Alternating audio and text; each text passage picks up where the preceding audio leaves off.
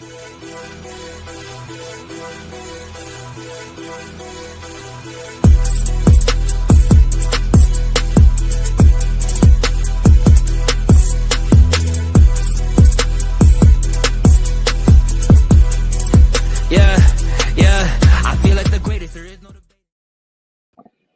and welcome to episode 43 of Pacific Horseplayers right here on the HHH Racing Podcast. We got the crew. You got Noah Meagher here with Ryan Anderson and Jackson Muniz as we got a very special episode covering the late pick 5 this Saturday at Delmar. It features, of course, the Grade 1 Pacific Classic. I know we got some strong opinions that we're going to be getting into. I know these two guys are going to be firing away at each other, so we're going to go ahead and get into that shortly. But before we go ahead and do that, scrolling on the bottom of the screen, you can see our weekly schedule, Wednesday nights, 8 p.m. Eastern. You got Kyle Roscoe, Patrick Kunzel, and Charlie Freeman doing betting and boozing. I had the pleasure of joining them last night to cover the Saturday Kentucky Downs late pick 5. That was quite the doozy. I know it was chalky today for opening day, but I don't expect that to come on Saturday. So we had that last night. Now, right before this show, Picks and Ponies, that's typically at 8 p.m. Eastern as well on Thursday nights. They covered the Saratoga late pick 5. I know they got the grade 1 spin away, some other good graded stakes action as they close out the meet up in Saratoga Springs, New York. So go ahead and check that out if you haven't. But while you're here, you might as well stay tuned. Of course, you can listen to us on Apple Podcasts, Spotify, and Anchor. Those are our listening and viewing platforms. I'm going to actually skip that one and let our special guest talk about that one. But you can find out more about us as well as our Power Picks tip sheet that I'll let our guest talk about a little bit. But you can find us at our website right there, hhhracingpodcast.com. Pete Visco, co-host of Picks and Ponies, does a great job. Previous editions of Power Picks, photos of trips we've had, a bunch of good information about us. So go ahead and check that out. And the last thing I wanted to plug is we do have a Saturday live show. It's actually going to be a little bit later. It'll be myself, Chris Walsh, Kyle Roscoe. I know those will be the main three. We'll have some people popping in and out on Saturday, and stay tuned for that time. Maybe our guest can plug that as well. But of course, we've got the great racing at Delmar, so got to make sure that we cover that late pick 5 and some good stuff that we got going on Saturday evening as well. I think that pretty much takes care of everything. I know these two boys are ready, but we've got one more guest that is going to be joining us tonight. You probably saw him about 20, 30 minutes ago on this very channel. But if you haven't seen him then, he's done about 1,000 more shows on this channel, HHH Racing Podcast.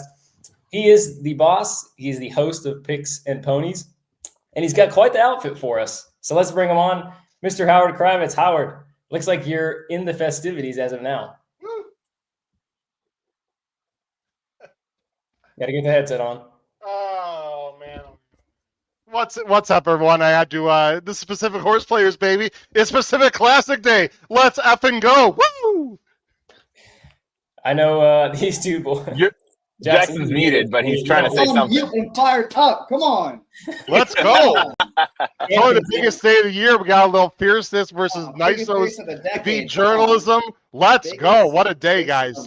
Thanks for having me, guys. Really excited to be with you. I'm carrying the 40 and older crowd because I'm trying to catch up with the youngsters with, like, I don't know, I'm watching Bet and Boozin' and like this so based and this 67 meme. Like, of course I'd look this crap up. I don't know what the hell you guys are talking. I mean, speak English, people. Hey, okay? You're not speaking to me and Jackson right now. We don't know what the hell 6'7" is. No one said that to us. Fogies have got to, like, you know, keep up with the times. I gotta be cool for my high school students, guys. So you gotta help me out. But seriously, thanks for joining you guys. I'm excited to be here. Yeah, glad you can make it, Howard. I know this is a terrific sequence that we're going to get into shortly, and I wanted to bring you on at the very beginning to plug this. I know you're going to be talking about this sequence, but I think there's a specific place that people can find out a little bit more about your opinions on this late pick 5 sequence, and where might that be? Well, they sure can. Thank you for that very awkward transition. My standard power picks, our standard power picks, available. Look below the video player. You can purchase them through Patreon. I am going to have Delmar guys on there as one of the tracks we're covering. Of course, Noah, you guys have a great Delmar power pick tip sheet along with Jackson. But our standard power pick tip sheets, guys, rocking and rolling. I will have late pick 5 details, not only on this show, but on our power pick tip sheet. Cool. Ryan's cracking up about something. I'm not sure it is. Maybe some. Look at the chat. let's go ahead and go there. Katie, of course, was the first one here. This is just the norm at this point. Oh boy. Matt Miller is here. Yeah, Matt. Matt qualified for the Players Championship that will be hosted in Las Vegas. Oh, he did. Nice. Yeah, he did. He said he finished second in the large contest today.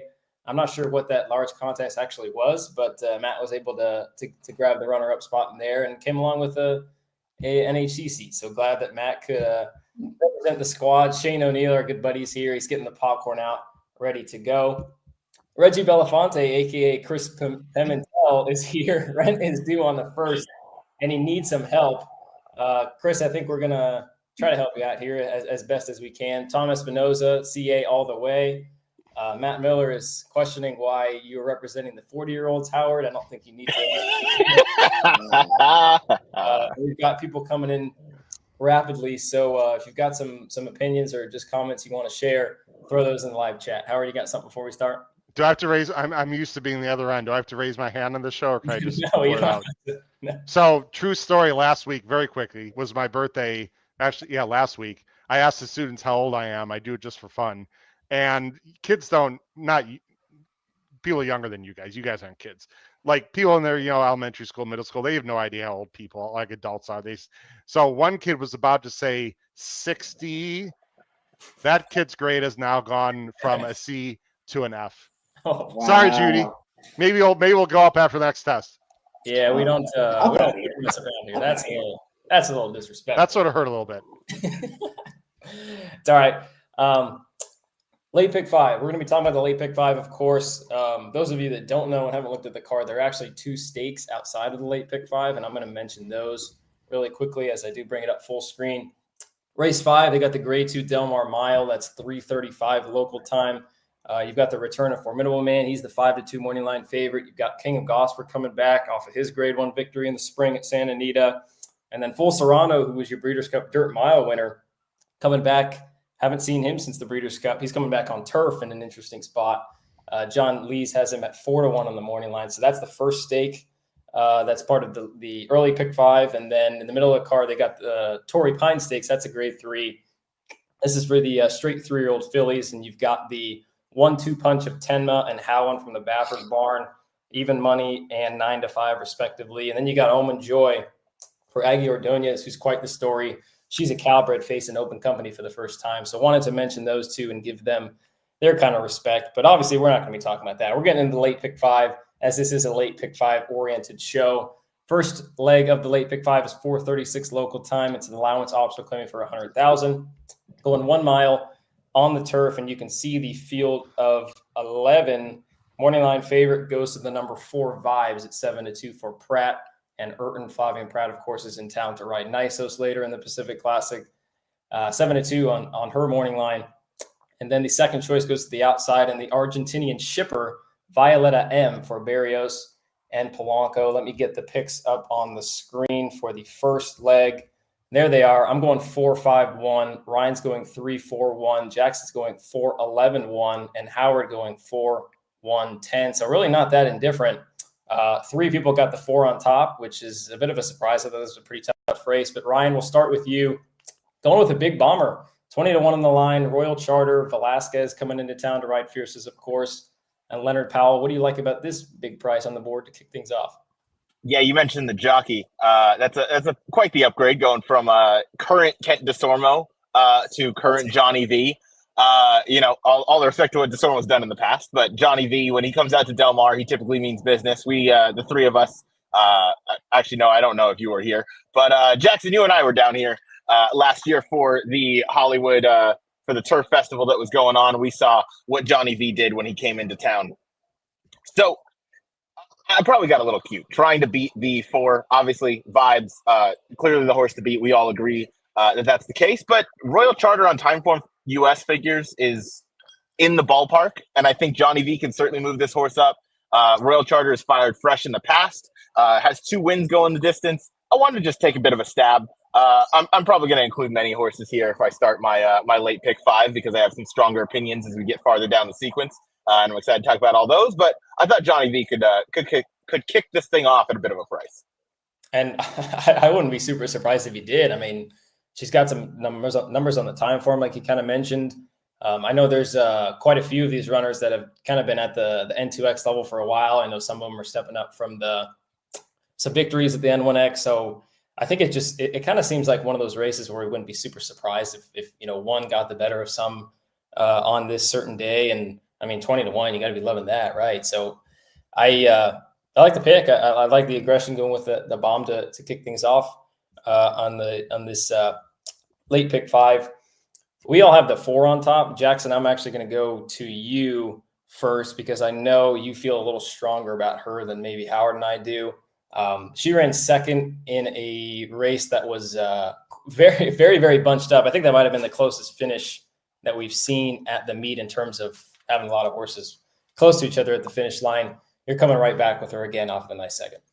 Yeah, she's the one to beat. And the more I looked at the other horses in this race, the more I just kind of struggled to make strong cases for him. And I just kept coming back to this filly who has been improving ever since they took her around the ground on the grass. She's really done nothing wrong in any of those races. And the last 2 especially are quite good. The one at Lone Star, she closed from well off the pace into a slow pace to just miss there in a stake. And then she came right back and had another tough trip last time when she was parked pretty wide every step of the way. It's tough breaking from post 10 in the mile 16th races because they have to shoot. And then you're just going to be hung out wide. And that's what she did. She made her early move in the far turn because she had no choice. She kind of had to. And she ran the fastest quarter. It wasn't that third quarter when she had tried to break the race open and just got a little tired late. And I think the wide trip into closing into a fast pace kind of took its toll on her. Now she's on the inside. Now she has Pratt. She's got plenty of pace, but she doesn't have to come. She can be close or she can come from way out of it. So I think versatile running style. A lot of things to like about this filly. My favorite angle in racing, paired up by her top. Just a lot of things pointing to this sort. A lot of arrows pointing to this filly, and I think she's going to be pretty tough to beat in the spot. Ryan, looks like you cashed your bet. Am I right? Yeah, we'll get to that at the end of the show. Yeah. We'll get to that at the end of the show. Howard, you were nodding your head throughout. It seems like you kind of echo Jackson's sentiments. I got some good vibes about this race, gentlemen. Few things. First of all, and I'd like to address this question to Mr. Anderson, who's there on track every day. Very important point that needs to be mentioned, guys, for the bettors, at least in my opinion. Rails are coming down on the turf starting Saturday. The inside of the turf course, the first, Ryan, I'd say 3 or 4 paths are very pristine right now. They've not been run on in a while. Meanwhile, the outer 2/3 looks like, let's just say it doesn't look great, at least on TV. I could be wrong, Ryan, or wrong about that.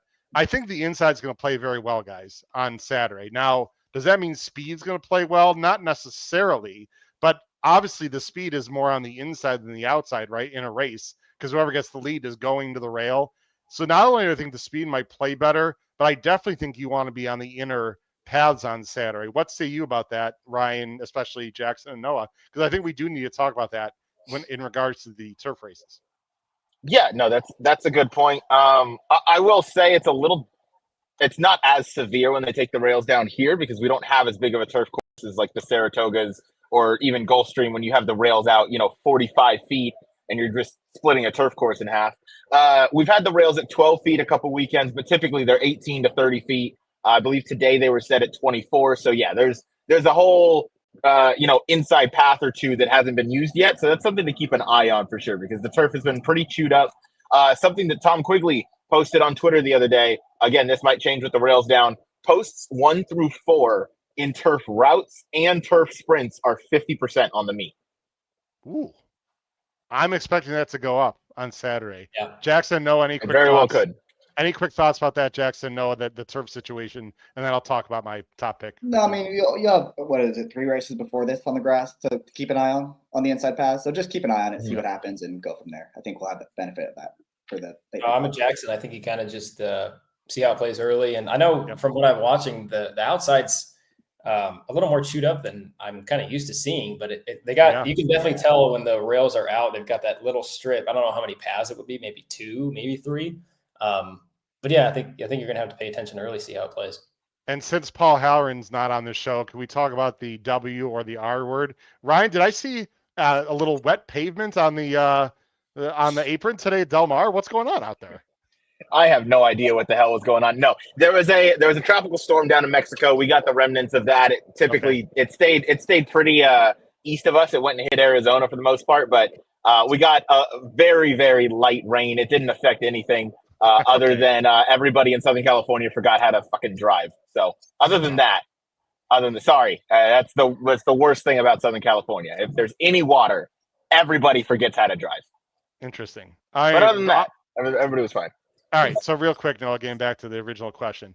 Vibes was wide last time, sort of in the 3-path and the 2-path, but never really got covered up. I think, she's the one that's improving. I sort of feel like Jackson does. I look through this field, I'm like, don't love, don't really like. Not only do I think the 4 is improving, there's a lot of horses I don't like. I should mention the rail horse, Noah. I think that was a spot play for you, if I recall. Actually, it was last summer. Oh, last summer. I knew that name looked familiar. Yeah. Hannah Buckle got a perfect trip last time, but you know what, guys? Isn't Ayuso? Isn't he going to work out another perfect trip here? I mean, going to sit on the rail, is improving second off the layoff. I like the 1 quite a bit. I know Jackson's got a 3rd, and Ryan's got, you guys have it 3rd. Mm-hmm. Again, 12-1. There's no way this Eclipse horse is 12-1. So I like the 1. I'll talk about the 10 after other people speak if we have time, Noah. But I'm going 4-1 here mainly. There are a lot of horses I don't like in this race, frankly. Yeah, and I'll open it up to the regular co-host. I liked her. I know obviously we saw the race. She got a pretty good trip, but I mean, she could get the same trip again. My worry was that she might be a little further back than she was last time, because I think there is a decent amount of speed in here, and I'm not sure she has the late kick as some of these other fillies do, but that was my worry. Obviously, I still like her a little bit, but what say you two? Yeah, I mentioned I have questions about this field. I have even more questions about the field she beat that day. I don't think that was a very good race. Now, she did it the right way. She did everything she's supposed to do, and maybe the step up is going to be in her wheelhouse. I also wonder if she's really going to be 12-1 in this spot, considering we all have her somewhere on our picks. I feel like she's a horse that is the fresh face where a lot of the horses are coming out of the same race, and they might gravitate towards her with the inside post and everything, and should be a little bit lower than 12-1. Jose Miguel Perez Cruz, obviously a new viewer. I don't think I've seen that name. Let's go JMPC. JMPC. He says hello from Isla Margarita, Venezuela. Oh, you know that's his nickname. Thank you, Jose, for joining the show. He's absolutely quite the Venezuelan surprise. We don't have any Venezuelans in the race, but we do have an Argentinian who we do talk about in a minute. Jackson, I'll go back to you because you've got the horse just to her outside in the mix. That's Candy Bar, who I believe was a little bit wide last time and a little compromised. Second off the trainer switch for Hess. And I think something that not a lot of people will pay attention to with the trainer switch, she's actually still eligible for the Ship and Win program. Yeah, I had that going for her. And look, I thought she ran arguably just as well as Vibes last time. She was the one pressing the pace the entire time. She was never inside. She was always wide and finished, I think it was like a nose apart from that other rival. The problem is she's marooned again on the outside, post 11, and there is other speed in this race as well. If Sneaker scratches for whatever reason, I would upgrade this horse quite a bit because then that takes out a lot of the speed in here. But with Sneaker in the race, I think I'm going to mostly use her underneath. Yeah, and Howard, you've got the horse to her inside in third. I'm actually quite surprised that the 3 West Coast guys actually don't have her in the top 3 anywhere. I have my reasons. You've got her third, but you mainly said you're going 1-4. Is this kind of a placeholder for third, or what were your thoughts on her? Well, I was wondering, Honor Jose, should I give my explanation in Spanish? You certainly can try. Me gusta el caballo número 10 porque Violeta M es para Argentina. All right, I'm not going to go on and embarrass myself. Anyway, here's what I think. That's fine, right? Look, I'm bringing the energy to the show. This show is just low energy. I'm bringing the vibes. Oh, we're saving it for a later race. I promise you. I bring it right from the start. Anyway, seriously, I don't know. Did you guys watch any of the works? I know they were dirt works. I sort of like what I saw visually from Violeta M. Her last 2 works are visible on dirt. Look, she's a group stakes winner. It is Argentina. Just this field is crying over someone new. I know Polanco is good. I know she's already 6, but Barrios climbs on. I don't know. I don't think she should be 4-1 in this spot, but obviously, guys, someone knows something. Unless you just believe the morning line is completely inaccurate here. I think she's a little bit interesting in a race that's crying out for someone fresh, and they pick the Pacific Classic Day spot to run her when they could have run her, in many other races this summer. I don't know. I think she's interesting. I don't like the morning line, though. Well, they also could I have ran her. completely agree with everything you said, Howard. The only thing I didn't like is the price. I think it was a little too light, but she has some questions to agree. answer as well as a post. But she's very, very interesting. But you know what, Jackson? If she's her morning line or lower, she's really live. Like this is the kind of horse, don't you think, guys? That if she's like 6-7 to 1 total toss, if she's her morning line or lower, look out. That's my opinion. I would think she'd have to take a pretty decent amount of money, maybe a little bit more than what we're accustomed to, just because I feel like in a race like this, Hector Berrios is probably going to draw some good attention. I know, Ryan, you're shaking your head. Jackson, I was going to say if the only live money that I would, say that Violetta M is live is if she's like vying for favoritism with Vibes. Other than that, people might just gravitate towards Hector because he's Hector. That's and right. You guys forget that there's a certain jockey riding in town today that gets overbet like crazy every time he comes back out here, and he's riding number 4. Is his name Juan Hernandez? No, it's Flavian. I know.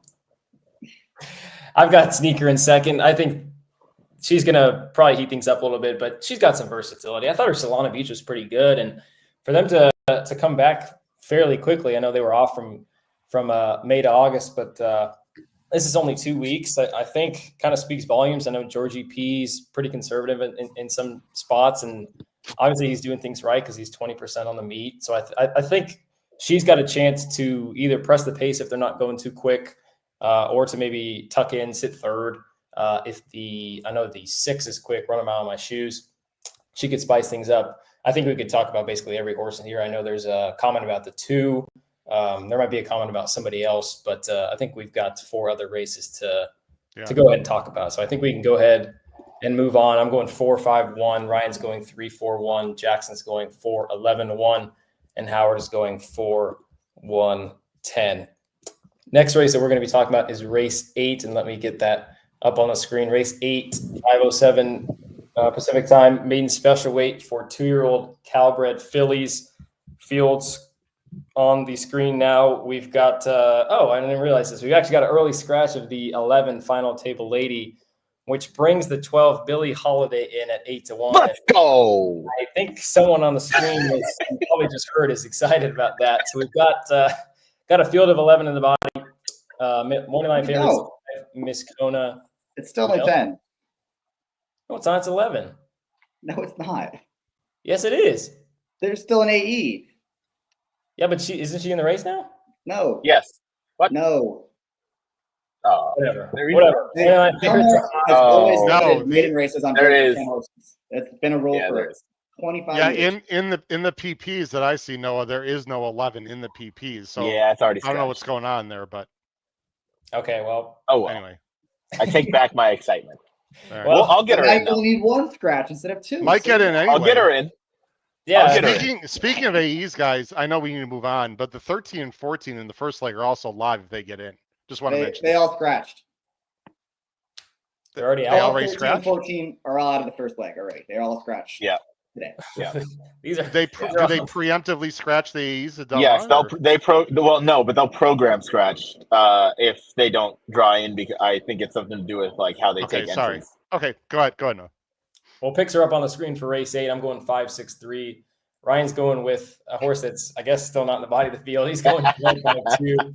Jackson's going 8-7-1. Howard's going 6-5-1. So we're going 4 different directions. I thought this was quite the tough race. Howard, you'll kick things off. You're going with a first-time starter, and God bless her, for Maldonado and Mendez, 6-1 on the morning line. Guys, this race is. Fortunately, it's the second leg, and we will see the probable will pays right going forward. The doubles, very important to do that, ladies and gentlemen. Louis Mendez is really good with 2-year-olds. I have some stats though. 12% with first-time starters. Not really good on the win end with 2-year-old Calbreds, but is 46% in the money, guys. Last 5 years with first-time starting 2-year-old Calbreds. Most of it, Maldonado does ride for him. I thought the breeding is okay. It's nothing like off the page. It's more of a turf on the dam side, and Frosted wants long. But here's my general feeling, and I will admit, guys, this is more Spidey sense than anything. The works are very good. I'd like to see what the workout report is. The works are good, and it just feels like with Maldonado and Mendez, on Pacific Classic Day, this horse is going to show some speed. I don't care what the breeding says. The works say that she's going to show some speed. I watched one of her works. I thought it was pretty good. And I think she's going to be gunning out of there. And there's just a lot of men in this field. No one really blows me away at all. And so I'm going to go with the firster. But again, if this horse is a little bit cold on the double will pays, I will not use her as much. So, 72 hours out, I like her. That could change on Saturday. I'm with you. Most of this field is mad. I think there might be some money that does go here just because people will probably see what we see, and some of these horses that have run before haven't, done a whole lot. Yeah. I assume the 5 will be a pretty solid favorite just because she was absolutely flying last time. What she beat, I'm not sure. I mean, I've got her on top, but I still have my reservations. I know maybe the other boys can correct me on this. I think Luis Mendez started the meet, 0 for 10, 0 for 11. And I think those last 2 have been recently within the last week or so. So obviously he's, getting hot at the right time. He's always got horses that run well here. Didn't he win today? I thought he won today. He might have. I thought he won with the rail horse from dead last 2-year-old race. Brian might know. Sorry, say it again. Did Luis Mendez win today? I don't know off the top of my head. Oh, yes, he did. He won with a firster. In the 6th race, and absolutely. Yeah. Speaking of firster, I believe if this horse gets in, it would be the second first-time starter in the field. Ryan, we're going to keep it with you. You're going with this horse. Hopefully, this 8-1 shot draws in, and that's the 12 Billie Holiday for Nick Alexander. Yeah, I certainly hope so. I was trying to look, but I'm pretty sure that was a Calbred that won first time out too for Luis Mendez. So that's going to help that stat line. That goes up. I got to go, rewatch and confirm that. But yeah, okay. Billie Holiday, to stick on this one, very well bred, full sibling to Tom Horn, who's a multiple time winner out west that we're all familiar with. Nick Alexander obviously has his fun names for all of his horses. He had one today that won the last, also named after, I forget what it's named after. It's okay. Anyway, the Dam has produced 3 runners. Two of those won on debut. The other one finished in third. The one that finished in third was Tom Horn. A hot barn. 21% is Steve Miotti. Miranda Rose was a very productive horse in her own right as well. I just want to give this one a strong chance. Obviously has to draw in, has to have a little go his way, or her way, I should say. But again, from the outside, I think everything fits. And Ruben Silvera has had a really sneaky meet. He's in the money 12 more times than he has found the winner's circle. I don't think that actually made sense in a sentence, but I think you guys knew what I meant. But 14% is not bad. It's his first summer out here. He's still building business, and for him to get a horse like this, who I believe is very live, if she were to draw in off the 80s. I think we were talking about that a couple of weeks ago, Jackson, when we were actually at Del Mar and saying that Silvera's not getting nearly as quality of rides as some of these other guys are. Yet he's hitting at a 15% clip, which I think is, pretty good considering the quality that he's been on. You're going with 8 Shady Stripes. Howard, I'll get to you after I let Jackson talk about his top pick, but we kind of got to move along here. So Jackson, what do you like about the 8? I thought it was an impossible race, guys. I think if you made a case for just about anyone, it'd be like, yeah, I kind of get it. And I landed on her. She's drawn the outside. She might be the speed of the speed. Their one dirt race was quite good. She lost Liberation. It was a good Calbred filly. Probably should have won the stake race coming out of that race. And then she misfired on the turf. But I think you can be forgiving of the turf effort because the dirt race was so good. And now she's coming back on the dirt. She's given a little time since then. Like I said, drawn outside. I think she's interesting. She's 5-1. I'll have her on top. I will definitely be using a few others because this race is wide open. What's on your mind, Howard? So, by the way, unless you guys have to leave, feel free to go longer tonight. No, just because it's Pacific Classic Day. Just not because I'm rambling on. Don't let me be the influence. But if you want to go longer, honestly, no, production meeting in the middle of the show, feel free. Here's the horse that won today. Mendez, can't see it, sorry. Maiden, it was a Maiden 32, open company, 2-year-old fillies. 4 Lins won, paid $18.20, ridden by Escobedo. FYI, Mendez. There you go. Cool. There it is.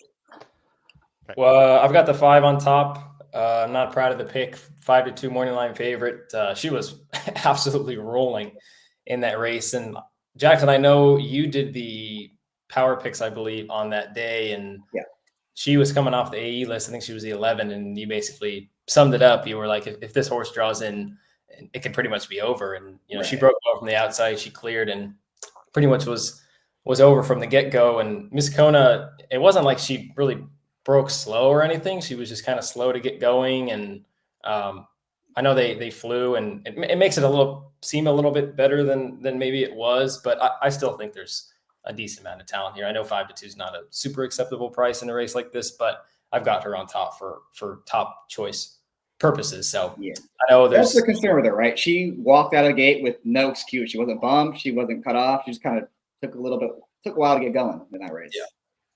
Well, I'll keep it with you. I think this will be the last horse that we mentioned.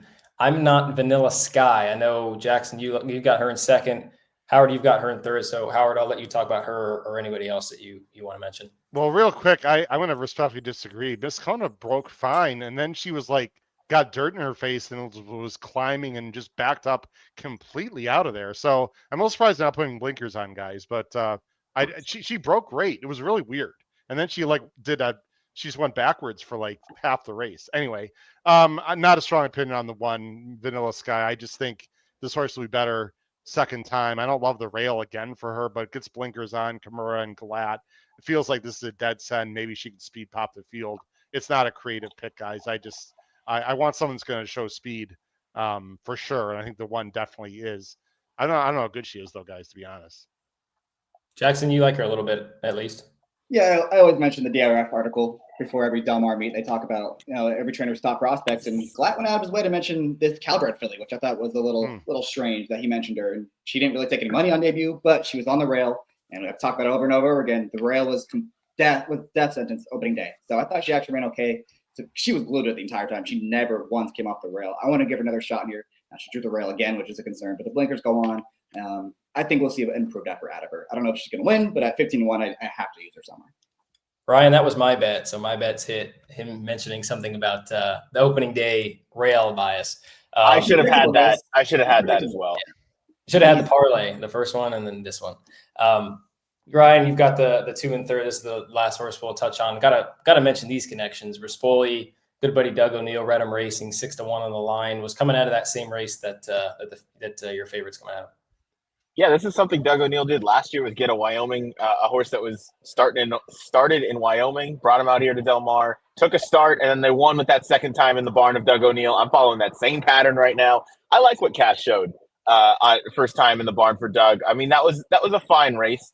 So I look for improvement second out. The morning line, I feel like Cash is going to get bet from that. I can't imagine I think it's 5-1, right?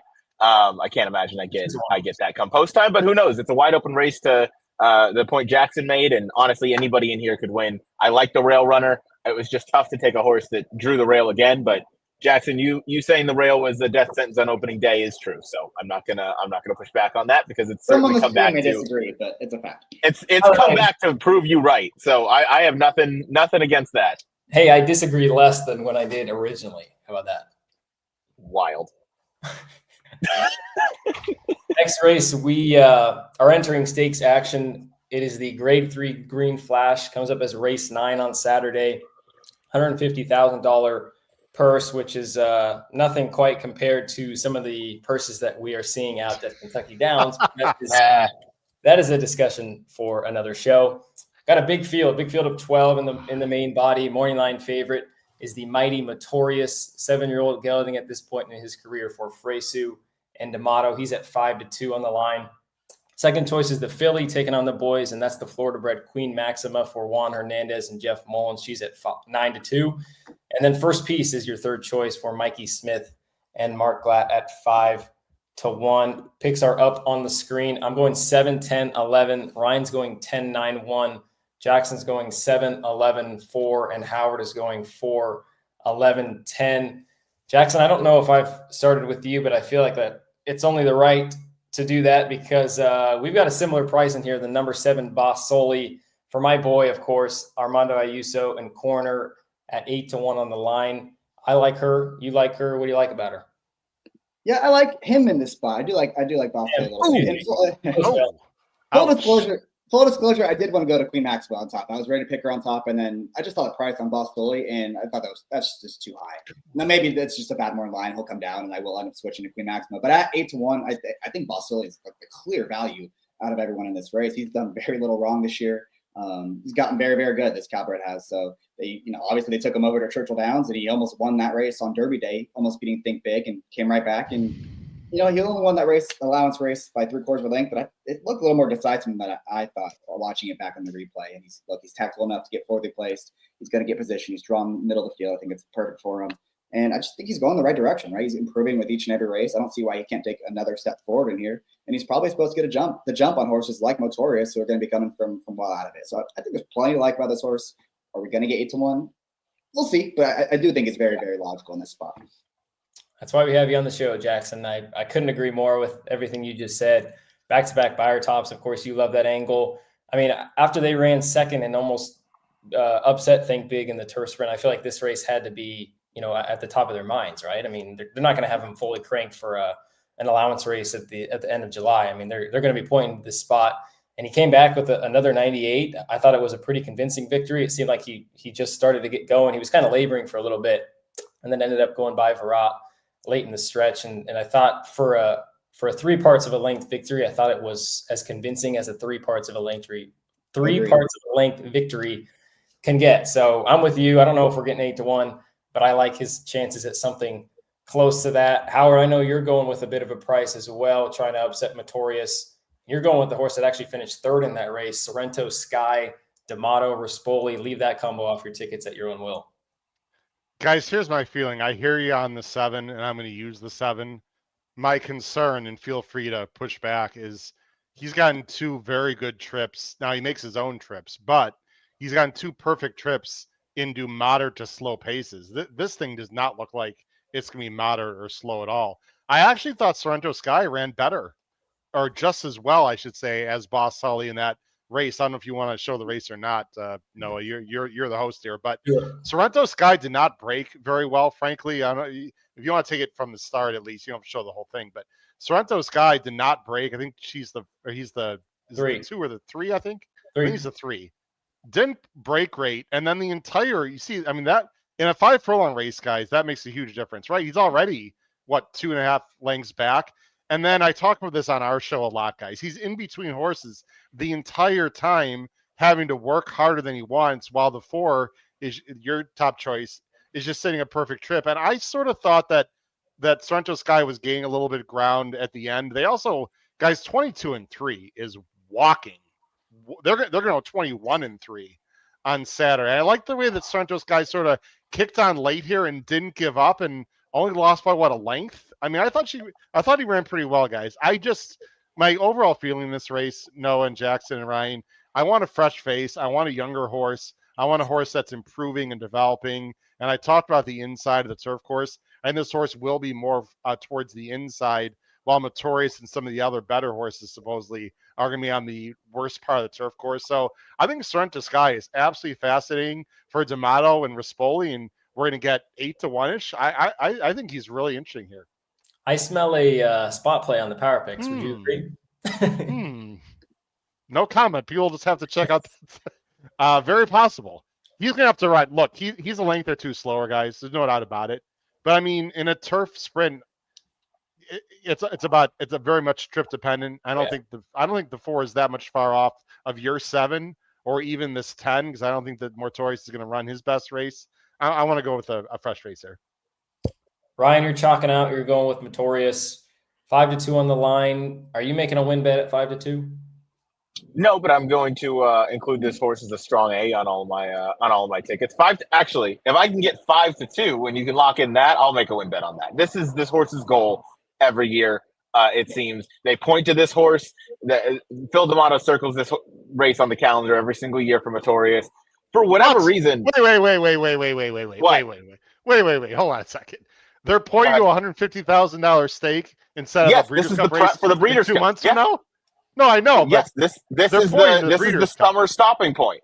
Yes, no, this is the spot that they circle to run and then to go to the Breeders' Cup. But you're not going to get your A+ effort here, are you? Yes, because you got to win, and then you have enough time to go off. Because this is what he does. Okay. You don't have to win, but they point for this horse to win. This horse always fires his top effort here. He's won the last 2 runnings of this race. He fires at Delmar. He loves this track. He loves this distance. He always gets his setup because there's always an abundance of speed in here. We haven't talked about a horse like Coppola, who none of us have, who I believe drew the 3-hole. That horse only has one way of going, and that's going to the front. He guarantees pace. He's great at 5 furlongs, but there's so much other pace in here. Motorius from the 10 post. Normally that would concern me, except he can just drop back. He's going to have plenty of space to find the rail, to save ground. The rails are going to be down, as we've mentioned. I can 100% see him saving ground. He ran down some good horses last year. He ran down horses 2 years ago that are good. He's a confirmed closer over this 5 furlong surface. He loves it here. And again, they point to this race to then, springboard him into the Breeders' Cup Turf Sprint. So no, he's not going to fire his A++ effort here, but he's going to fire an A effort because he's fresh and he fires fresh. And more importantly, Phil D'Amato knows how to get these horses ready. And absurd question, doesn't it feel like Motorius draws the 10 every single race? I know he doesn't, but it feels like he's always out wide for some reason. I don't know. I know he's only been wider than post 7 once in the past 9 races, but I don't know. That's just a weird silks. He's got the purple silks. That's what it is. Oh, you know what? That's totally what it is. Thank you. Okay. That has to be what it is. Because I swear he was post 10 in every single race that I've ever met him. He actually might have been post 10 in this race last year. I know he was 8 of 10, but I think Johnny Poppers was 11, and there might have been another 12. So you actually might be right about that. He might have been 10 last year. I actually think this feels a little better than the normal Green Flash, isn't it? I know we got to move along now, but this feel compared to last year and 2 years ago, this is a pretty damn good feel, guys. And if this filly right here, shows her best, I think she's got as good a chance as anyone. She was really good in the Unbridled Sydney Jackson back at Churchill Downs. If AG Bullet would have ran her A effort, she still would have beat her. That's my comment on that. A little disappointing in the Oceanitas. I know you liked her a lot that day, Jackson. But if the 7 gets bet, this is the direction that you're going. Yeah, I agree with your first comment wholeheartedly. She was going to be AG Bullet even if AG Bullet got through. And AG Bullet was she 2nd or 3rd in the Breeders' Cup? It doesn't matter. She hit the board in the Breeders' Cup and then did the impossible, did the unthinkable, went to the East Coast on the turf and won. So that's a damn good horse that she was going to beat that day.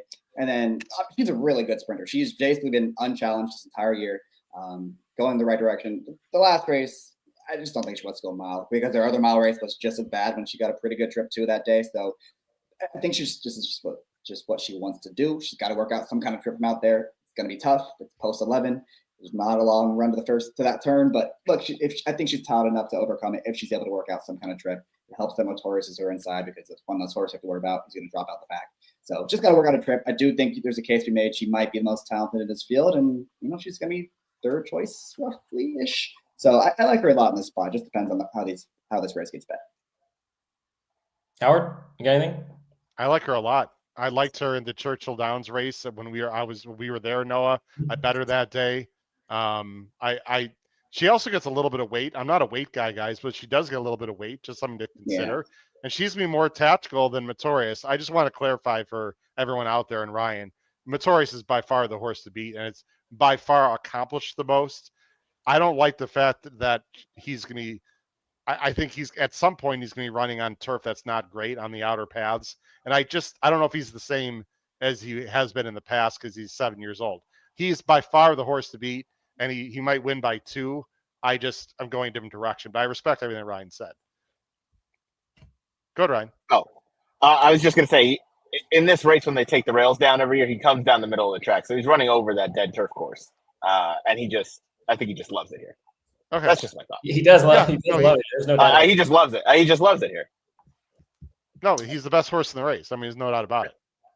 Well, Ryan, we're going to have you finish off the conversation. You've got first piece and second at 5-1, and then you've got the one who is Beyond Brilliant. You've got those two in the mix. So I'll let you wrap things up in terms of the conversation about the Green Flash. Yeah, look, the 9, to talk about that one first, first piece, excuse me. Fire's fresh, of course, which you like to see because coming in off of a layoff since running in the Eddie D and winning that race going 6.5 down the hill. The 6.5 races going down the hill at Santa Anita to the 5 furlongs at Del Mar are more comparable than going 6 or 5 at Santa Anita and then coming down here, at least in my opinion, for how those races tend to be run. Look, Mike Smith, I get it. We have our fun. on this show for sure. However, him and Mark Glatt together in Stakes Company are 5 for 22. That's 25%. $2.08 ROI together. Again, that's in stakes races. So they, clearly when they team up, they mean business. Has some strong works that I like, and there's plenty of pace where Mike Smith should be able to find a spot to kind of, tuck in against the rail. He's drawn a little more inside than Motorius is. Again, I really like Motorius in this spot. However, I think first piece is a very logical alternative, going to be a little bit closer than Motorius, and I do think the pace is going to come back to them in that final half of furlong. Any comment about the one that you've gotten third, or should we go ahead? Yeah.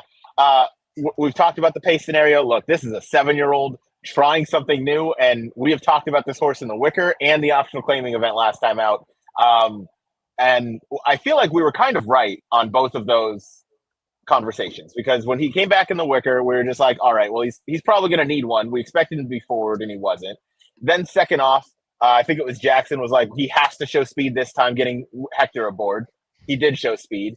He has early speed. I mean, the fractions there are going to put him mid-pack in this race, and he has so much foundation under him that he's able to – I think 5 furlongs is probably going to be a little too sharp for him to get the win, similar to like Johnny Padres last year, where he's kind of that 6.5 type specialist. But it wouldn't surprise me to see Beyond Brilliant hit the board, definitely in the Super, but maybe even like the trifecta, possibly the exacta if they really heat things up front.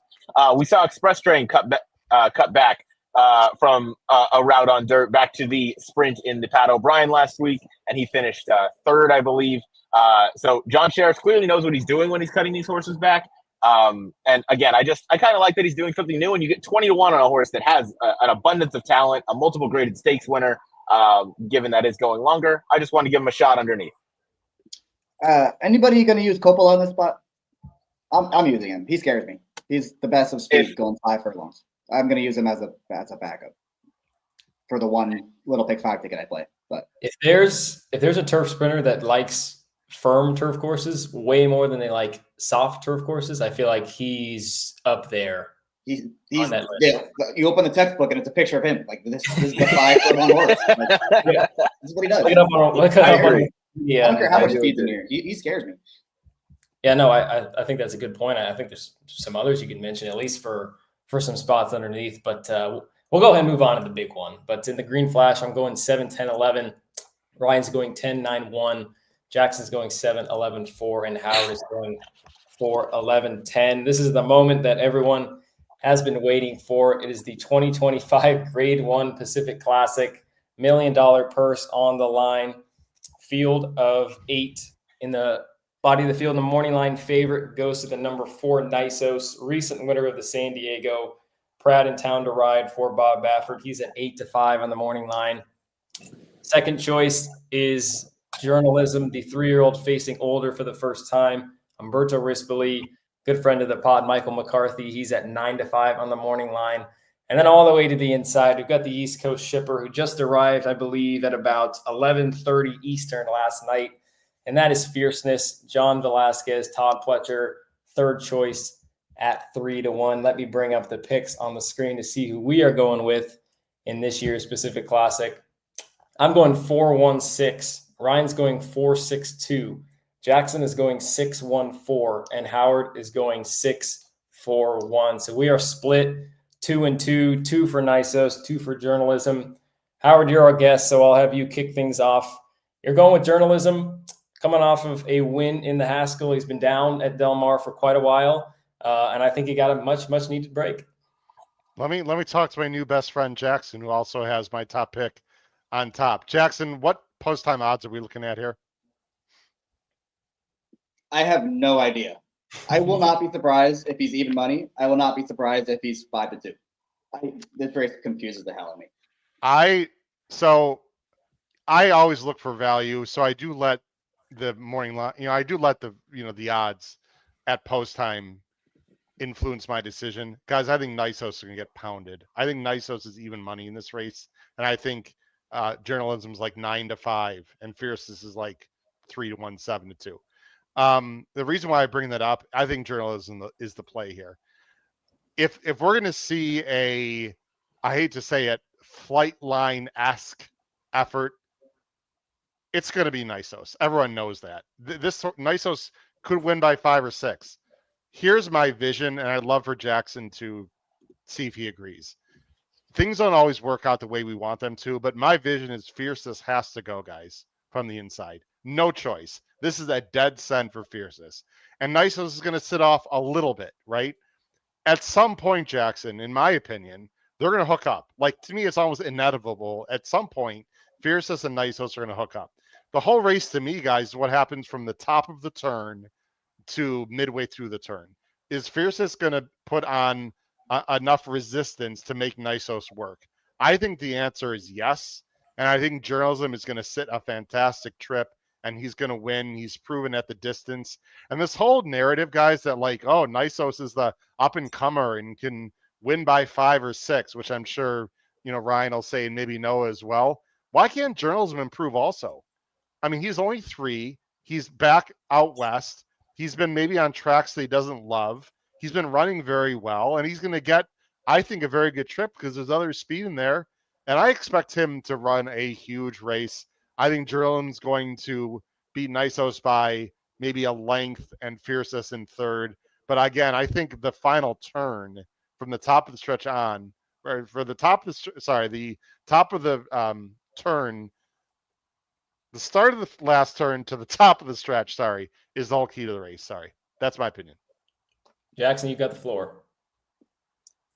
I don't know. I really don't. This is a really tough race. I can see us going so many different ways. I'm just really excited for it. This is the biggest Pacific Classic since probably 2016 when Chrome, Beholder, and Dortmund threw it down in that spot. We got 3 monsters in this race too. I feel like Nisos with Pratt aboard might be really, really aggressive in here. Obviously, Pratt knows Fierceness quite well. It's the world's worst secret that Fierceness, when he doesn't get his own way, sometimes he spits the bit a little bit. Sometimes. I'm going to say sometimes.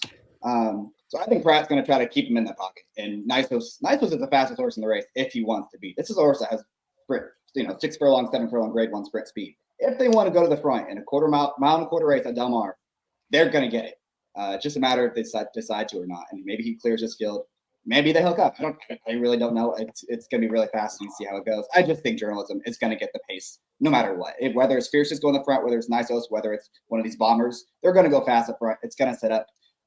It's going to give him the chance to make his run late. And I do think he's, every bit as good as these other horses. I think he's going to, like Howard said, he could potentially still improve. He's still a 3-year-old. He's still headed the right direction. I know the buyer came back slow, but the time form number came back as his fastest race ever in the Haskell. So that to me says a lot. I just think he's the horse you want in this spot. He's going to be probably the second choice, I would think. And let's get him home. I hope he wins, and that makes the Classic even more interesting. I think that is something. Even though Ryan and I will not be betting him, I think we would be sufficient in that happening for sure. Just because I've always been a big fan of him. I think they've done everything right from January to now. And they've danced every dance. They would have been a Triple Crown winner if it wasn't for Sovereignty. So I love him. I love the connections. I love McCarthy and what he's done with them. But Ryan, obviously, we're hoping he loses for our wallets on Saturday. You're going with Nisos. I'm going with Nisos. I do agree, if there is a spectacular performance in this race on Saturday, it's this horse right here. Yeah, I'm a little confused on why everyone thinks Nisos is just going to duel with Fierceness on the front end. The San Diego Handicap was specifically, he was ridden in that race to get an education, to be in behind horses going this 2-turn distance, which is something he's not necessarily accustomed to, and to have him rate his speed. And all the best Bafferts have been able to rate their speed, whether or not that's up on the front end or not. Nisos did that beautifully. He wasn't really asked for much in the San Diego Handicap. That wasn't a very strong field. None of those runners are major threats to him in any way, shape, or form. But Midnight Mammoth is absolutely going to go from the 2-path. Tarantino doesn't have much speed anymore, but the little speed he does still have is likely going to be used up early. And I'm with you. Nisos will be up close towards the pace. And we talked about this last year as the Breeders' Cup was in San Diego and at Del Mar for these 1.25 mile races. You have to have your move already made by the quarter pole. You can't make it as you turn for home when you're coming down the stretch. I love Journalism. I'm not against him as much as I'm for Nisos. If Journalism beats me on Saturday, I will be happy. I love that horse. That horse is a monster, but I think Nisos is another monster. I think this is the horse that I want going forward. I know he has to pass the 10 furlong test. I think he's going to pass it, no problem. He's been cared for by Baffert this season since he's been healthy. He's been brought back. They pointed for this spot, and then they're pointing likely towards the Breeders' Cup Classic. Nisos is the horse that's going to have the lead as they turn for home. He's going to have to hold off Journalism, who I think without a doubt he is the most consistent horse in this field. He has run. I will excuse the I'm going to give the Preakness a triple-digit buyer because he got into a boxing fight, halfway down the stretch. So aside from all of that, Nisos, I just think, is the better animal. He's rounding into form. He hasn't been as heavily campaigned as Journalism, and I think that at a certain point, no matter how special of an animal you are, like Journalism has been this year, that many strong efforts and that many A+ efforts is going to kind of catch up to you if you're facing a horse who is also pointing towards this race, who is also a little lighter raced than you. And I think Nisos might just be maybe a fraction or two better than Journalism. So I think it's going to be close. I'm not sure that, it's going to be some 20 length victory by Nisos or anybody in some sort of flight line type performance, but I could see a dominating victory for sure, like a decisive one by a length or so. But again, whether it's Nisos or Journalism, because it will be only one of those two, I'll be happy. But my money is on Nisos. I think he's the guy. Wasn't Nisos kind of the goods when we saw him on October 21st of 2023? When has he not been the goods? I feel like I feel like after that race, there has to have come a time where we're going to see something very, very good from him. And I think that day might be Saturday. I'm not going to be betting a ton in this race. The only way I bet a decent amount of money in this race is if Journalism is the favorite, because I don't think he should be the favorite.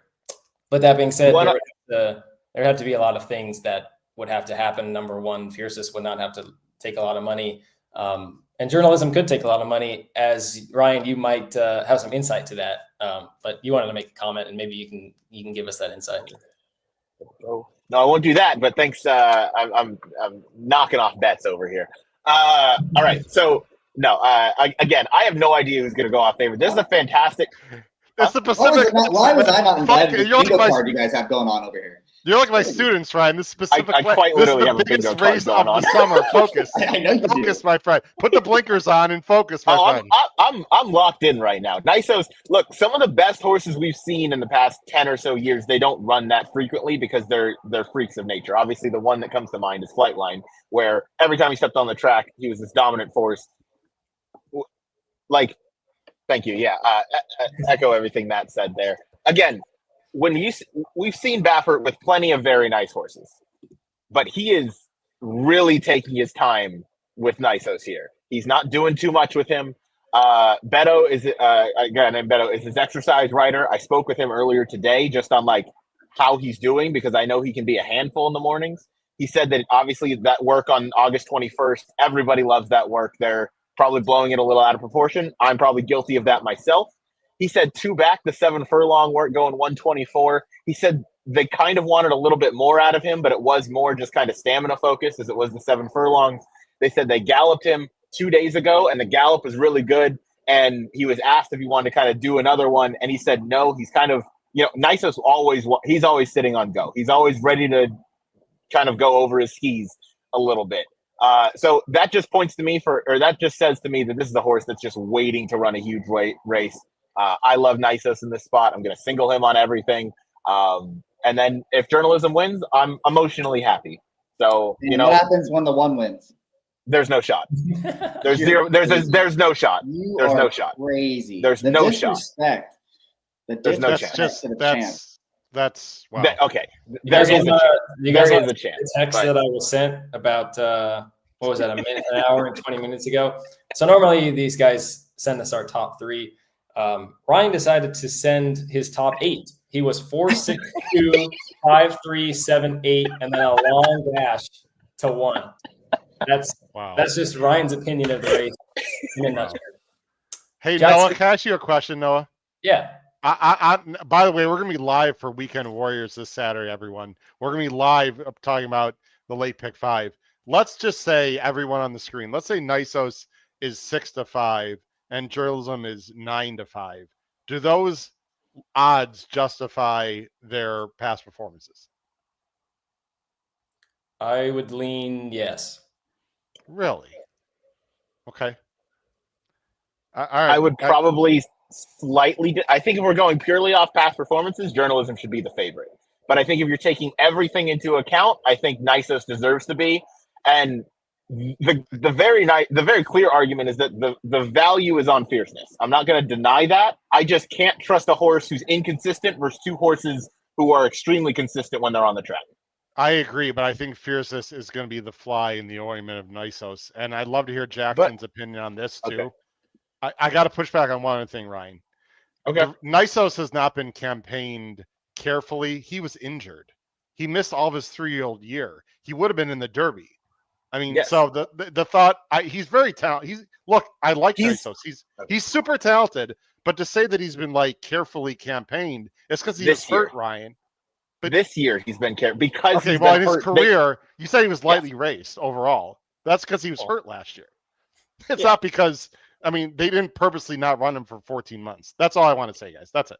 No, I completely agree. That's a good point. That's good clarification for sure. I was more speaking on the fact that this year, since they brought him back, they've been very careful. They've spaced out, like they haven't done too much. Bob has figured him out. I don't need to go off on a whole tangent. So no, that's a good point. It's good clarification. I meant more of this year for his 4-year-old season. He's been maintaining. I hope they throw it down and someone runs a 110 buyer. Like I have no hate in this race at all. It's going to be an awesome race. Awesome. Yeah. Well, the man above you's got some hate. I know that for sure. Jackson, I'll throw it to you to give your opinion on fierceness or anybody else for that matter. I have a feeling you're going to say something along the lines of about a month ago, this horse right here was the favorite for the Classic. Pretty much, right? And you had arguably one bad race, and now we're just completely throwing him to the side like he can't recover from that. Like, if you want to argue 2 or 3, I get it. But at the price he's going to be in this race, I think that's, if he's really going to be 3-1, 7-2, that's a playable win price, I think. I'm not picking him on top. I'm probably not even going to bet him, but I'm not going to talk it off of anyone that's doing it. And look, the fact that I don't understand the whole he only runs when he has everything his own way. The Classic, he did not have anything his own way in that spot. They flew. I know he's on the outside. Sierra Leone came up to him at the quarter pole, and if he was really like needs everything his own way, he would have spit the bit top the stretch. But he fought all the way to the wire in that race. So that's the race that I don't understand where they say like he needs everything his own way. He was the best horse in the Classic, no doubt about it. Now is he still the same horse this year?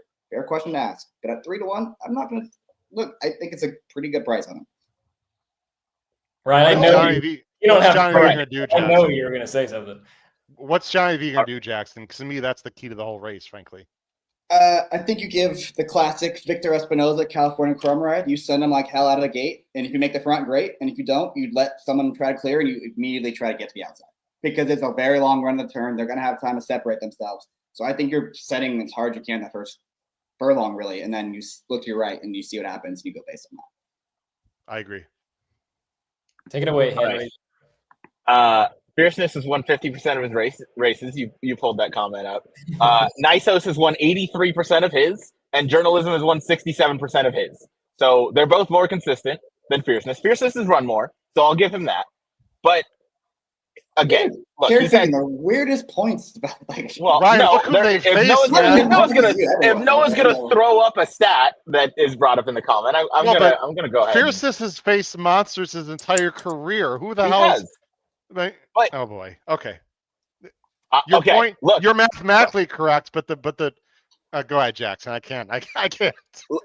Look, my dislike on Fierceness is obviously a little dramatized, but I am not going to use this horse anywhere. If he wins, great. I'll come on the show next week, and I will admit I'm wrong. I'll wear a Rapoli hat, whatever you want me to do. I know I still owe you some Rapoli merch, Jackson.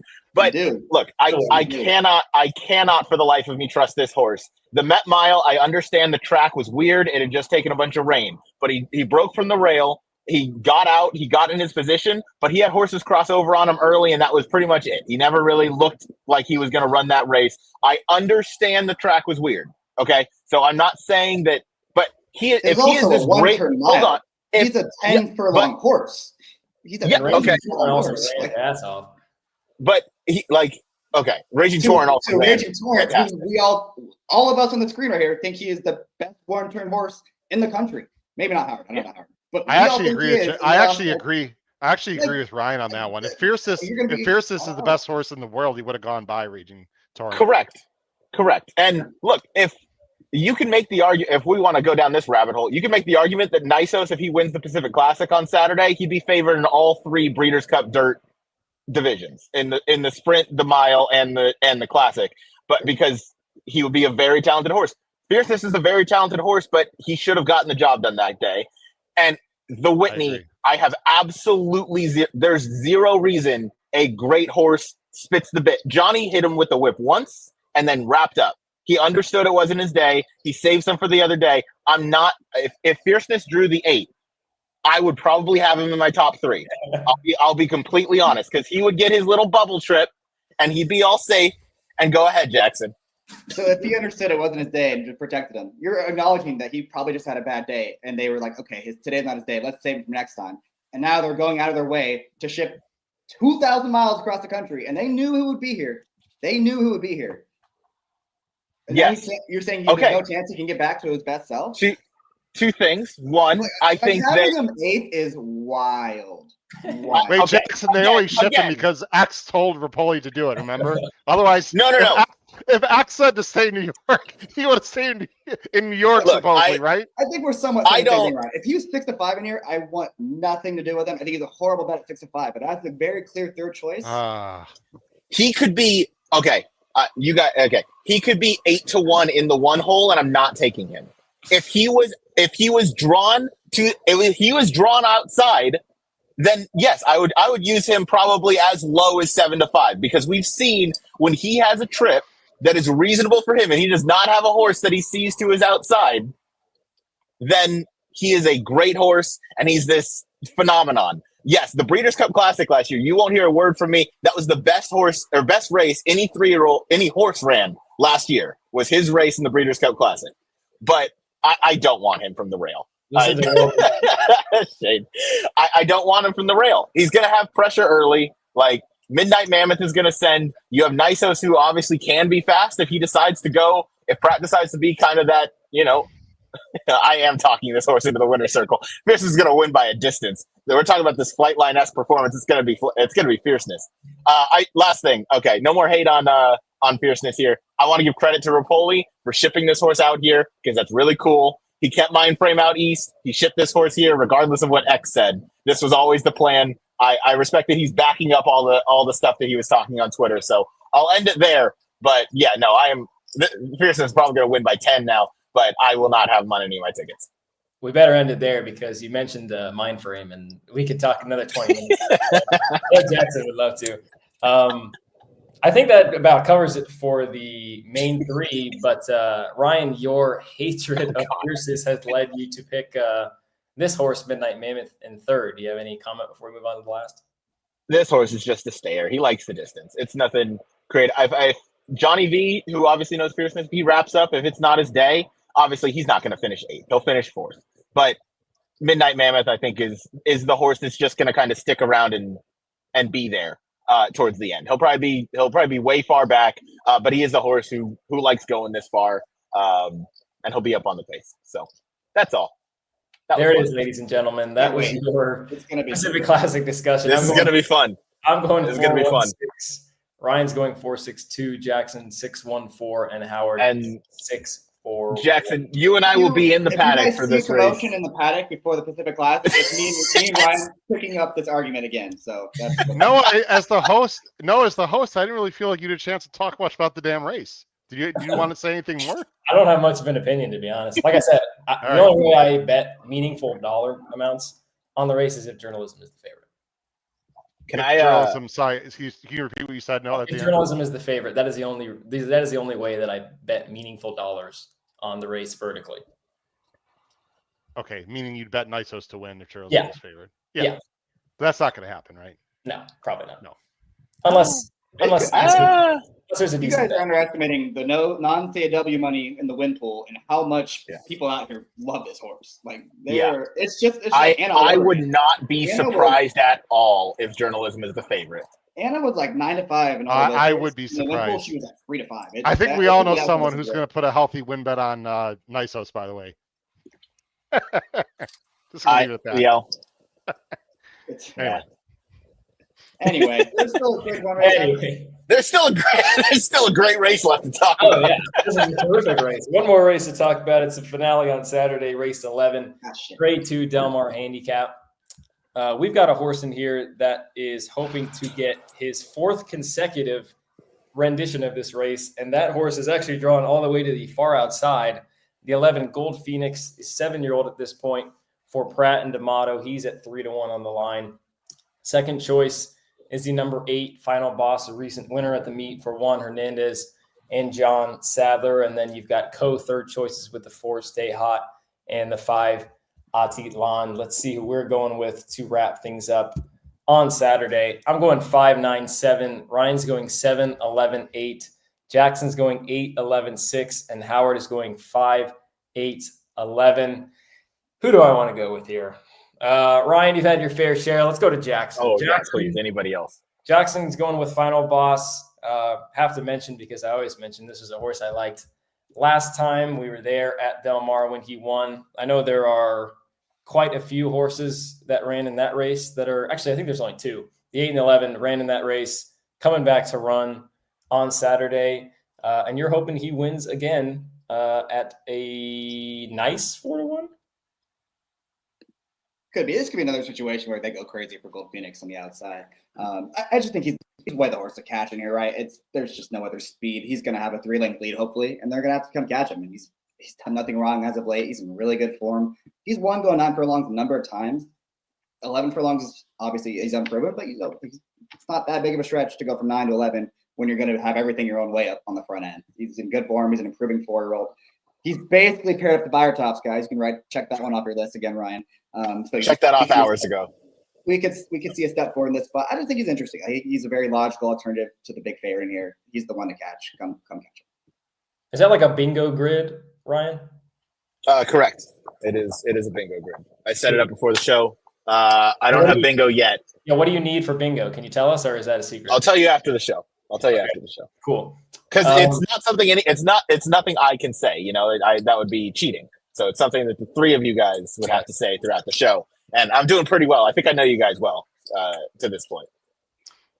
All 3 of you have this horse in the top 3. Ryan, you got on 3rd, Jackson on top, Howard on 2nd. I'll leave this as an open-ended question. Any concerns about the stretch out in distance? Yes. I would say yes if there was more pace in the race, but there's really not. So he should be able to go out and do it rather easily, and that might, get you the extra distance that you need. So I don't necessarily think the breeding's going to hinder him. I think if there was, significant pace pressure early, that would definitely be a reason for concern. But I just don't see that. If Juan's aggressive out of there, he should absolutely he'll lead them until the top of the stretch, and then we're going to find out what this horse has left. Maybe he really can't get the distance, but I think 4-1 is going to be a fair price. Pratt is aboard Gold Phoenix. I think Gold Phoenix gets hammered, to Jackson's point. And I think that's going to at least keep the 4-1 on Final Boss, if not something better. Harvey Pack rule, right, Howard? That's how I see it. Well, I have an important question that I don't know the answer to, and I'm hoping one of you 3 know. Was this the intention of the Connections of Final Boss to go in this race? Because he's only coming back in 3 weeks. It feels like a bit of an afterthought. And I have him 2nd, so I'm not sitting here saying he can't win. I think he's very logical. He's got a long-ass stride, by the way. He's got he's a big horse with a big stride. Coming back in 3 weeks feels like they're just saying, well, he feels good, let's just try something, as opposed to they really think he can get the distance. You know what I mean? Does anyone know for a fact the backstory behind this horse? I don't, but Gold Phoenix is also coming back in the same amount of time out of the same race. I mean, but he's proven at the distance, so that's why I was just asking. But anyway, I would think it's the latter. He's just doing so good, and we're going to run him on the that's sort of what and we'll see what happens. Yeah. Hey, Noah, let me help Ryan with the tic-tac-toe board. Atitlan last time had an amazing gallop out. There we go. Oh, no, that wasn't No? it. Oh Really? my No, that goodness! wasn't I thought I was helping you out, my friend. All right. No, I'm so happy that someone else has this horse, because this horse, by the way, I'm very proud to say was when he won his maiden race, I had him. That was the best. That was the highest odds regular power pick tip sheet horse that I gave out in the history of the tip sheet at 35-1. I'll be brief, Noah, and I'm glad that you have him also. I don't love Gold Phoenix in here, and I don't think there are a lot of options other than Gold Phoenix and the 8-horse. I like that he's getting back to the distance that he should be running at, and it looks like Sheriffs is pointing him to this spot. He can be a little bit tactical. There's not a lot of speed, and I just think this is a race that's going to suit him really well, and I'd love to get 5-1 with Barrios. I think you're spot on. I know his wins 2 and 3 back, I thought were very, very good. He's getting good at the right time. I know last time going into the race, they talked to Sheriffs. I know this for a fact. And he said, this is not what he wants to do. We're just taking a shot, seeing if we stack up against that group in the Shoemaker Mile. And that's not what they wanted to do. So obviously, they kind of threw themselves on the sword there, giving them time. And we talk about these progressive 4-year-olds. I mean, we talked about the 8 who's progressing, getting better and better with every start. Why can't he take another step forward and creep into the hundreds? So I'm with you. He's got to win here at Del Mar. Likes to go long. I think all systems go for Barrios and Sheriffs in here. So that's just my opinion. That Howard, last quick race question. looked completely preppy, didn't it? I know it's a while ago now, but like not his thing. It's not his thing. Nope. Go ahead. I do like this horse in here. Howard, one more time with that horse's name. Is it Atitlan? Atitlan? Which All one right. is it? I can't cross that one. Yeah, you got it in one of those. A misspell or a mispronunciation? Yeah. Which one is it? That's one of them. I've heard it both ways. Which one is it? Atitlan is the correct one that I've Okay. been told. Okay. Chitland. Atitlan. As long as they pronounce his name correct when he crosses the winner's circle, baby. Woo! Yes, sir. Crosses the winner's circle. That's got to count for something. Goes into the winner's circle. Is this actual water? There might be something else in here. I don't know. You know what I mean? Crosses the wire, whatever. I kind of thought Truly Quality was going to be kind of a sneaky pick, just because I think with horse racing fans and bettors, there's typically a lot of recency bias. His win at Woodbine was really good. His Hollywood Turf Cup was really, really good. And you've got him on top. I think you're going to get every bit of 6-1. I certainly hope so. I really like when Jonathan Thomas sends these horses out here, because he means business. He doesn't come out here to play around. Truly Quality has been tested at this distance multiple times. He comes in here a little bit fresh, which I kind of like. The distance isn't going to be too much of a concern for me. He's able to sit a very tactical trip. Again, Jonathan Thomas is coming in here with true intention. Umberto Rispoli, you'll get every bit of 6-1. If I'm being honest, my main concern is that Rispoli might be tired from how hard he's going to write journalism 30 minutes before this race. But I don't really have any questions about his fitness, because he is one of the most fit jockeys out here. So, no, I think Truly Quality is going to come in here and mean some business. And I'm not against Gold Phoenix as much as I am against Gold Phoenix. I respect Gold Phoenix and everything that he, has accomplished, but that's a tough post to overcome going 3 turns here at Del Mar. You need to save some ground. Truly Quality's drawn a little better. Again, I think he can kind of sit any sort of trip that manifests itself in front. We've seen him come from way back, like he did at Woodbine. We've seen him sit more tactical, like he did at Colonial. So again, he can kind of be placed wherever. Umberto is going to ride him to the best of his ability, and I think he can come in here and certainly show a big effort. Thank you, Noah. The right Noah. That's big bro Noah. Noah. That's big broa. Love your name, by the way. Let's get a drink sometime. I love the name. We talked about the 7. I want to mention the 9 Endlessly, who I think is maybe a little patented reverse tri-key type of play, 12-1 on the line. When we talked to McCarthy back in December, Ryan, I think this was one that he mentioned that just wants longer. He's another one where last time he didn't do what he loves to do. He's finally getting that stretch out, and he's one where he's kind of sneakily gotten better and better with every start. I know the time for him on that last race in the Wicker was huge. I think the time for him might be the best number in the field. I don't know if that's a true figure or not, but he was running late in that race, and they really weren't asking much from him. So I think that was maybe to get him ready for this race. McCarthy spots his horse as well, of course. So I like him. I think he's one that maybe you could key underneath. But I just wanted to mention him, and then I'll kind of let the panel talk amongst themselves as to where to wrap things up in this race.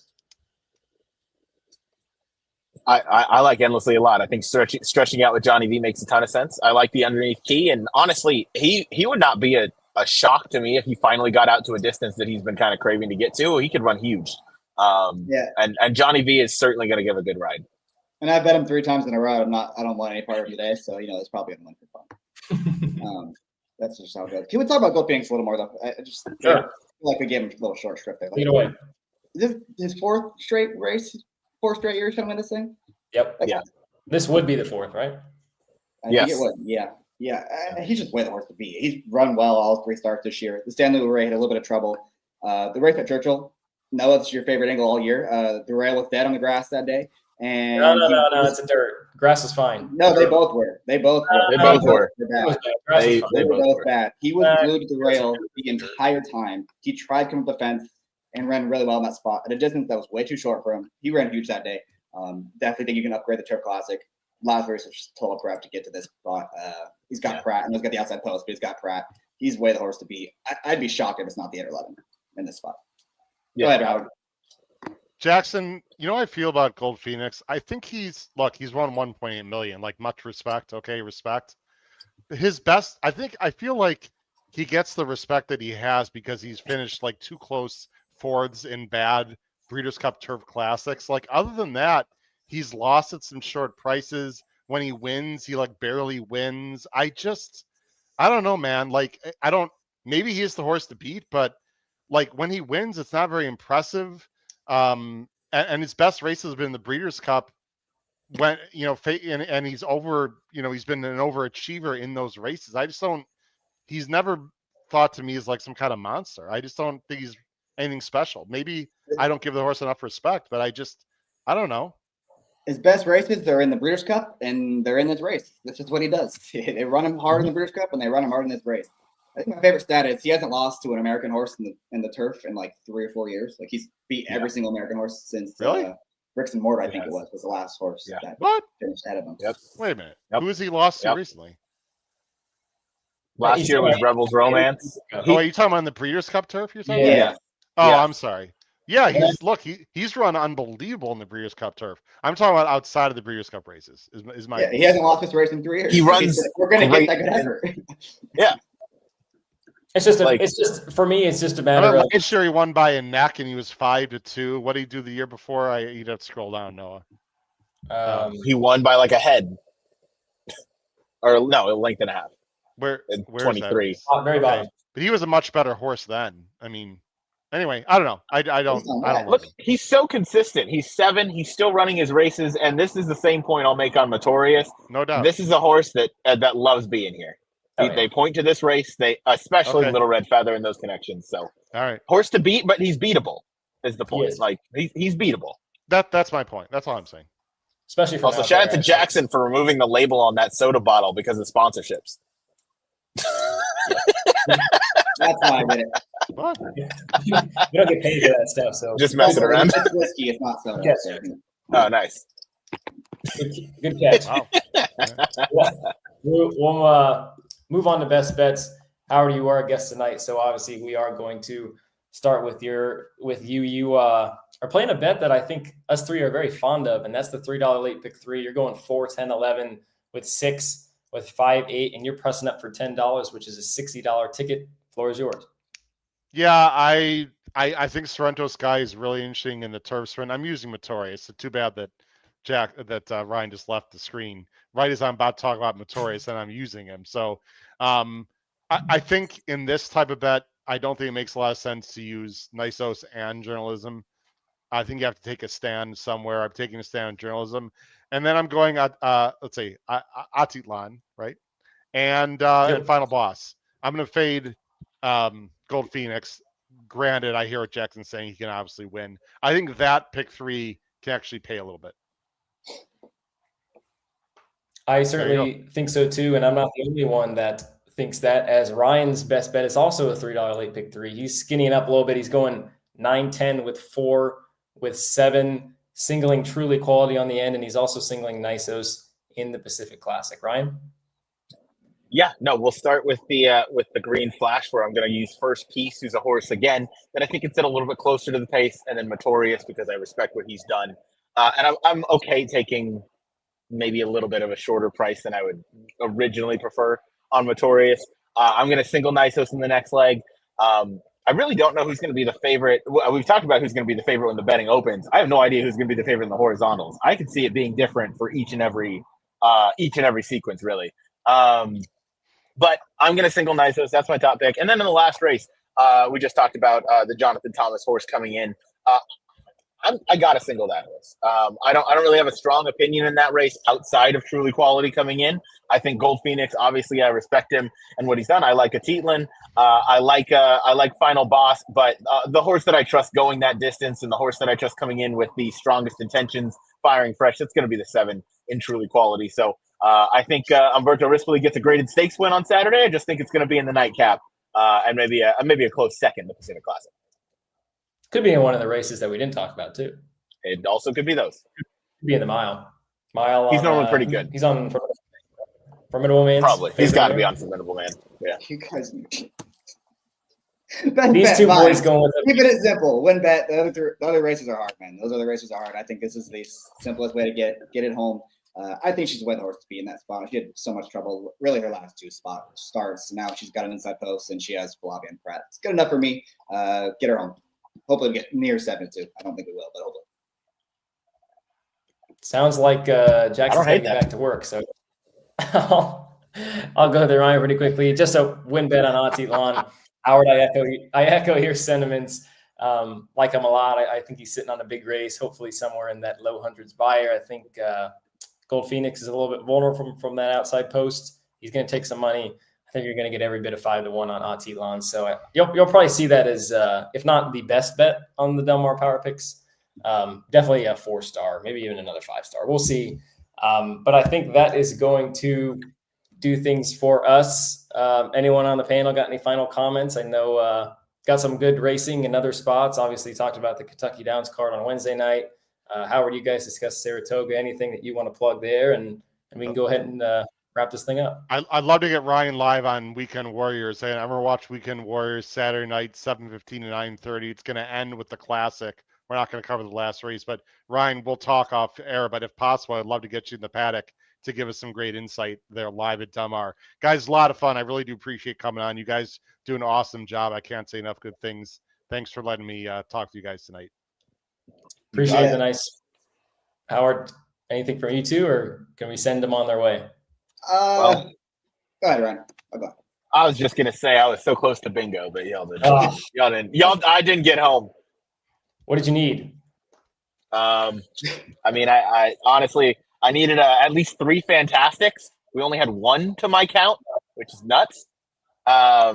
This show has gone off the rails, and no one called Pratt the best jockey, so that would have really gotten me home. I would have had that 2 ways. Well, he is the best jockey, so yeah, he is. There you go, Ryan. Is it too late? Hey, no, it's too late now. Who says fantastic? Me. All of us. This guy. Okay. All of us, and mainly that guy. But all of us. No, just real, I'll just say real quick that this classic division feels like one, and when I'm 70 years old and thinking back about all the best years that we watched in racing, this feels like one that we're gonna remember. Like, I think there's so many good horses this year in this division, and they're all probably they're gonna run this weekend and they're gonna run the classic, and they're all gonna retire after that. Next year is gonna be a whole new crop. I think all the 3-year-olds, Sovereignty and Journalism are gonna be gone for sure. The older horses probably be gone too. So enjoy it while it lasts, while it's happening, and hopefully it's some good racing. And I hope everyone listening, watching, and I know we've gone long, but I have to say this, guys, as the head of the podcast. Noah made his debut on In the Money and was on with Mikey P. Jackson, you do a great job with them. Ryan, you're living your dreams at Del Mar. I can't be more proud of you guys, really. I don't want to get sentimental and sappy, but really, it needs to be said because you guys are absolutely kicking ass, and I'm so proud you guys are on this podcast. And no, I'm really happy we decided to do the Specific Horse Player Show because it ain't going anywhere. And I'd love to have you guys on on this podcast as long as you'd like to be. So thanks again to you guys, and good luck to everyone on Saturday. It's going to be an awesome card, by far the best card of the day, much better than that damn Saratoga nonsense in New York. Much better than that ridiculous $20 million day that Kentucky Downs is having. Oh yeah, that too. Real quick on the Pacific Classic. I am very much looking forward to those three runners showing it down. I know I gave a lot of shit to Fierceness. I hope he runs his A race, and I hope we see those three throw it down the entire length of the stretch. That'd be awesome. That being said, he will not be on any of my tickets ever. Ever? Wow. Okay. On that note, we will wrap things up. This has been episode 43, Pacific Horse Players, covering the Pacific Classic Late Pick 5 with special guests Howard Kravitz, Ryan Anderson, and Jackson Muniz. This has been your host, Noah Maher. Howard, I know you want to send us out. PHP out.